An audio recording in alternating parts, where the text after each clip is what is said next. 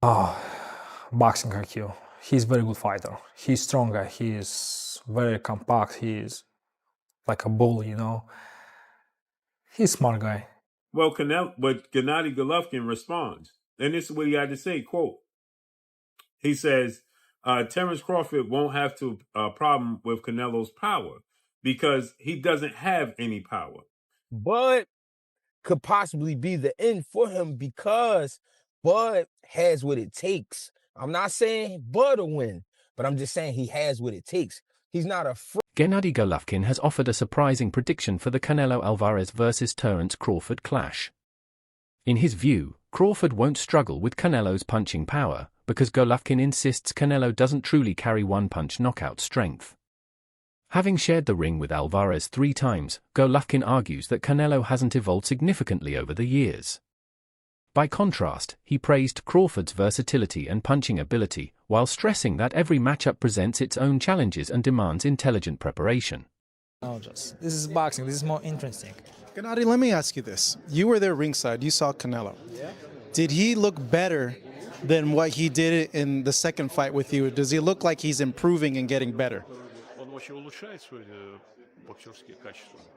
Marcos, I told you just, every opponent gives you different. Every fight is different.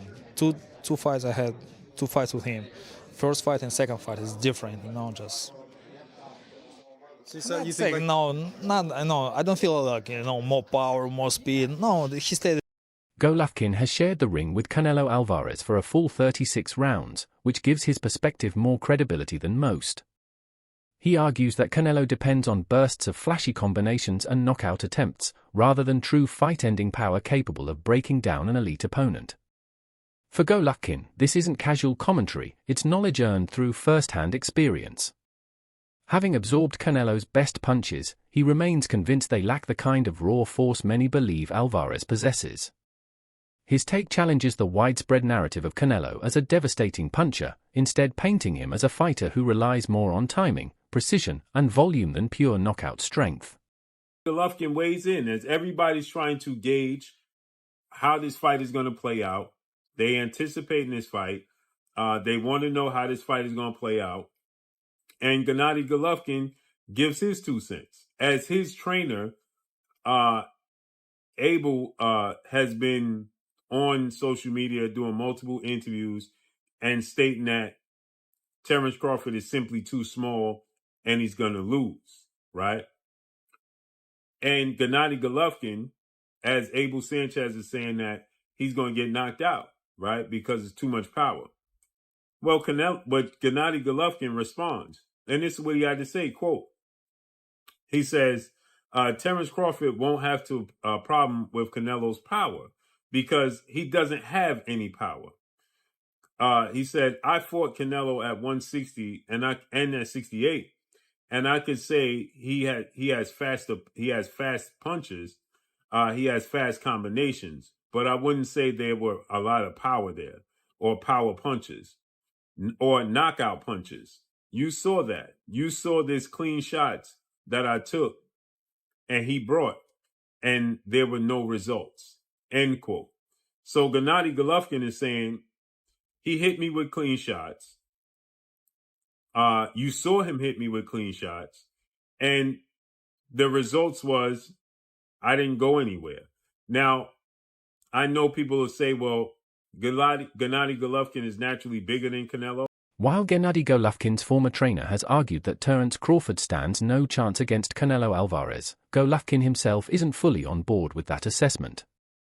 He acknowledges Crawford's sharp technical ability and strategic mindset, noting that those qualities could create real problems for Canelo and make the fight far more competitive than many experts predict.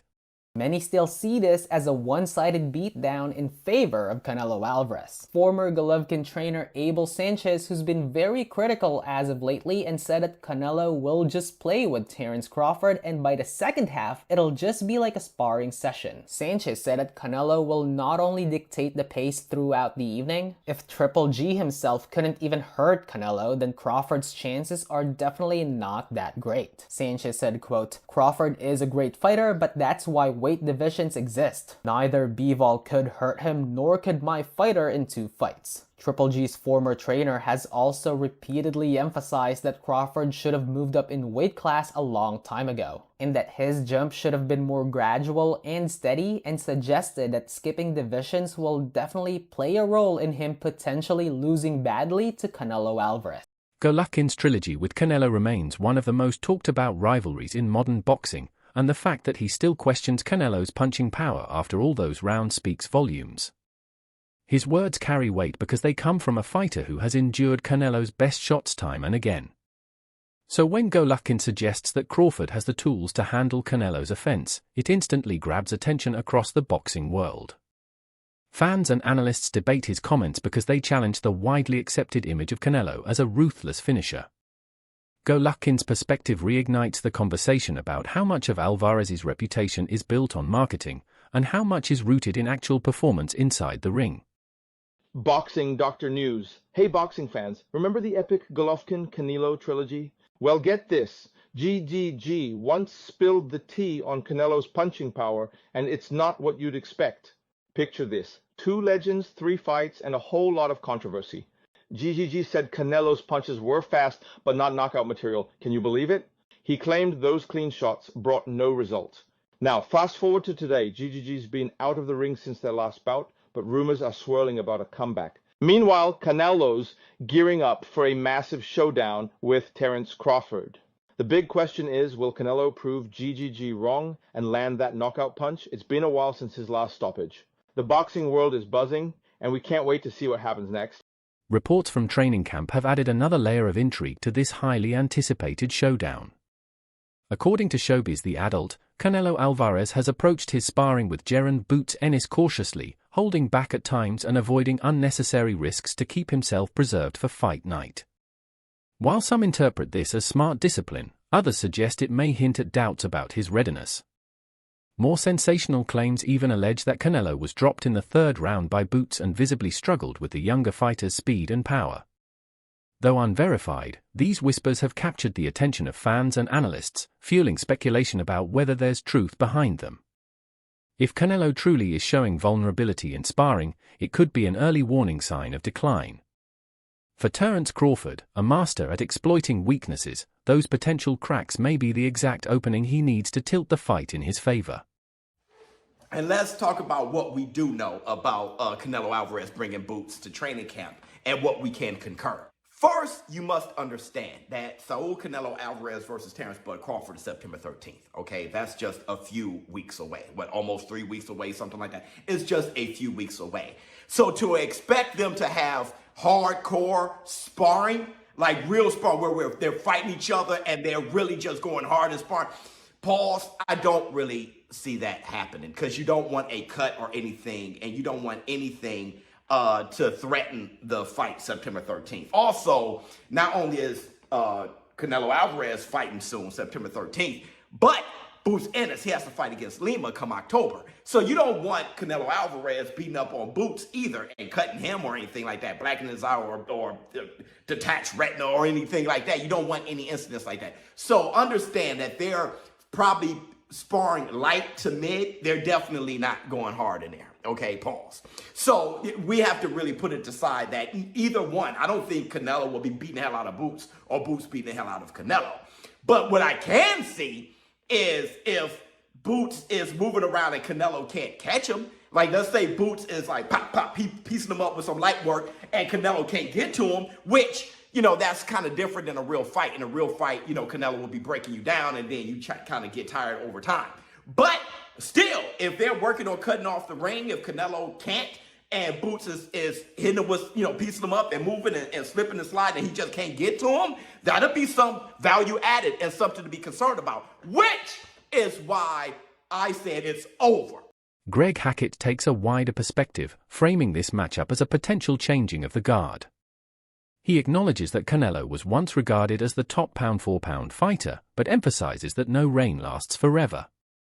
Every great champion eventually encounters the opponent who marks the end of their dominance, and Hackett believes Crawford could be that man. He highlights Crawford's technical brilliance, discipline, and relentless drive as the qualities that may usher in a new era in boxing. For Hackett, this fight is about more than titles or rankings, it's about legacy and timing. Canelo is the guy, right? But everybody know that shit got to come to an end one day. Nothing is forever. And I'm not saying this is now. I'm not saying that. But Bud could possibly be the end for him because Bud has what it takes. I'm not saying Bud will win, but I'm just saying he has what it takes. He's not afraid of Canelo. You know what I'm saying? 2, he has the skills to be able to deal with Canelo. Does he have the power? I don't know, but he is a puncher. He's a puncher because his record says so. You know what I'm saying? Canelo is a puncher as well. So what I see is a great respect for each other, but after 4 rounds, I see a war breaking out. And whoever can stand it, meaning whoever can take that shit that's coming their way, that's who wins the fight. You know what I mean? I don't know if Bud wants that. I don't know if Bud wants a war with that dude. Yeah, That I mean, but granted, he got a granite ass chin. But you saying he's a puncher because his record says so. So you gotta assume that you making the assumption that he can crack. Because Arrow said he can crack. That's what Arrow came out. Arrow, I think, said he thought, it was getting Canelo. I don't know whether that's, him trying to pay him back for saying that, for what Terence said about him. This other fight, man, I got it in the title, man. And I appreciate you letting me pick your brain, man. Because I'm going to steal your predictions. And then I'm going to give you credit for it at the same time, dog. I ain't going to be like everybody else. I'm going to steal your shit and give you credit for it at the same time, dog. Devin, I'm starting to think, man, maybe Devin Haney's a little underrated, man. Going into this Brian Norman fight. Like, I've had my own personal issues with the dude and his pops, but that shit aside, the dude knows what he's doing in the boxing ring. He's been in there with a bunch of fights. He's a championship world-class level fighter, bro. John Ryder adds real insight from his own sparring with Canelo.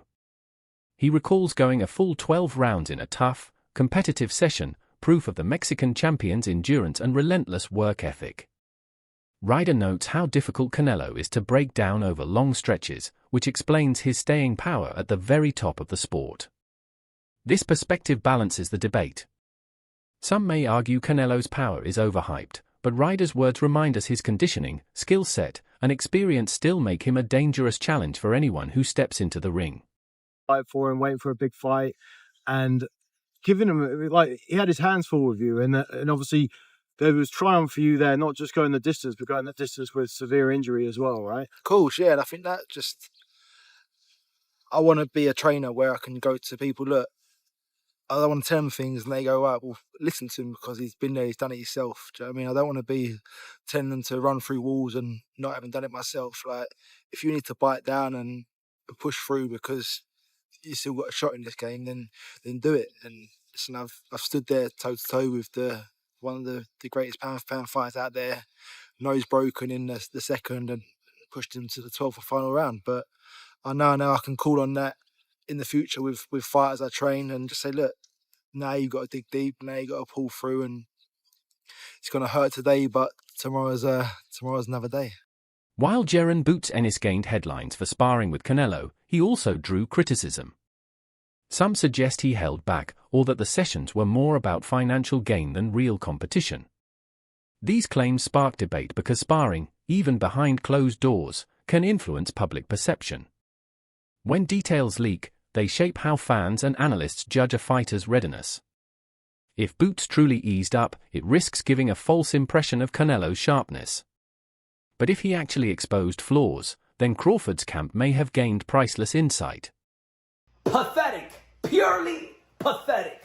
Terence Crawford's team inflicting race in this situation in reference to Jaron Boots Ennis training and sparring with Canelo Alvarez, Mexican superstar, Latino superstar, the 4th division world champion, super middleweight undisputed, because Jaron Boots Ennis, a brother, is training with Canelo Alvarez, then he's a sellout to his people? Really? This what Terence Crawford's team had to say in reference to Jaron Boots Ennis, the former unified champion, the welterweight division, training and sparring with Canelo Alvarez. He sold out. That's all I can say. He sold out now. It's pathetic, man. Because he's a sellout because he's training with Canelo, Hey, yo, Bernie the Boxer and people that, and Terence Crawford's members that feel this way, do y'all feel the same way about Isaú? Yeah. The Latino trainer, the Guatemalan trainer that been training Terence Crawford since 14 years old. That's how y'all look at him? Y'all look at him like he's a sellout? Is he a sellout to Latinos because he trains Terence Crawford? Yo, for real, I never heard that in the sport of boxing, where Latino trains with a black fighter and he's a sellout to Latinos. I never seen it. Why is this self-victimhood, this ingrained hate that some blacks have for Latinos? That's it for today's video. This fight isn't just another headline, it could define the next era of boxing. Who are you backing, Joseph Parker or Moses Itama? Let us know in the comments, and don't forget to stay tuned for more updates.